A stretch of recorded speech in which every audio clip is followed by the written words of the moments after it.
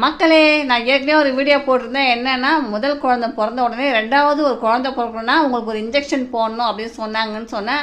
அந்த இன்ஜெக்ஷன் எதுக்காக போடணும் அப்படின்றத, எதுக்காக போட்டாங்க அப்படின்றத எனக்கு சரியாக சொல்ல தெரியல. என்னுடைய மகன் இந்த வீடியோவில் சொல்லியிருப்பான், எல்லோரும் பாருங்கள். எனக்கு வந்து நெகட்டிவ் ரத்தம், எனக்கு நெகட்டிவ் ரத்தம் இருக்கிறவங்களுக்கு ரெண்டாவது குழந்தை பிறக்கணும்னா ஒரு இன்ஜெக்ஷன் போடுறாங்க. அது எதுக்காக அந்த இன்ஜெக்ஷன் போடுறாங்க அப்படின்றது தான். ஏன்னா நெகட்டிவ் ரத்தம் இருக்கிறவங்களுக்கு ஒரு குழந்தை தான் பிறக்கும் அப்படின்னு சொல்கிறாங்க, அப்படி குழந்தை பிறக்காதுன்றாங்க. அந்த இன்ஜெக்ஷன் போட்டால் மட்டும்தான் வந்து ரெண்டாவது குழந்தை பிறக்குமா, ஆரோக்கியமா.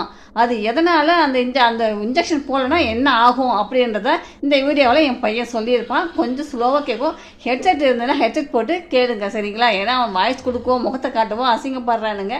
கஷ்டப்பட்டு அவனை பேச வச்சு இதில் சொல்ல வச்சுருக்கேன். சீராக தான் கேட்கும். எல்லாரும் ஹெட்செட் போட்டு கேளுங்க, சரிங்களா? இது வந்து உனக்கு நெகட்டிவ் ரத்தம் இருக்குது, RH நெகட்டிவ். உனக்கு RH நெகட்டிவ். இப்போ உனக்கு பிறக்க போகிற குழந்தை வந்து RH பாசிட்டிவாக இருந்ததுன்னா அதுக்கு வந்து அது வந்து பிறக்கிற வரைக்கும் எதுவும் இருக்காது. அது வரைக்கும் உனக்கு ரத்தம் வந்து கலக்காது.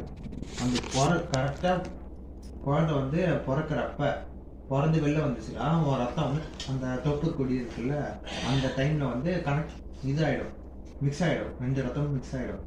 இது வந்து உன்னோட நோய் எதிர்ப்பு சக்தி என்ன பண்ணனா, புதுசாக ஏதோ வந்துக்குது, வெளியிலேருந்து ஏதோ புதுசாக வந்துக்குதுன்னு சொல்லிட்டு அதை அழிக்கிறதுக்காக பண்ணும். அழிக்கிறதுக்காக ஒரு இதோ ஆன்டிபாடின்னு ஒன்று ப்ரொடியூஸ் பண்ணி வச்சுக்கோம். அதை ப்ரொடியூஸ் பண்ணி வச்சோன்னா அந்த குழந்தை வெளில வந்துச்சு, அந்த குழந்தைக்கு எந்த பிரச்சனையும் இல்லை. திருப்பியும் உனக்கு ரெண்டாவது குழந்தை பிறக்கிறப்ப அந்த குழந்தை வந்து பாசிட்டிவ் ரத்தமாக இருந்ததுன்னா, நெகட்டிவ் ரத்தமாக இருந்தால் பிரச்சனை இல்லை. பாசிட்டிவ் ரத்தமாக இருந்ததுன்னா திருப்பி குழந்தை வந்து அந்த ப்ரெசண்ட் அந்த தொப்பர் குடி வழியாக்கான திருப்பியும் உடம்புல இருந்து நியூட்ரியன்ட்லாம் போகும். அது எல்லாம் போகிறப்ப இந்த ஆன்டிபாடி கூட சேர்ந்து போய் அந்த குழந்தைய வந்து அந்த குழந்தைக்கு உடம்புல இருக்க ரத்த செல்ஸ் எல்லாத்தையும் அழிச்சிடும். அழிச்சதுன்னா அந்த குழந்தை வந்து பிறந்துடும்.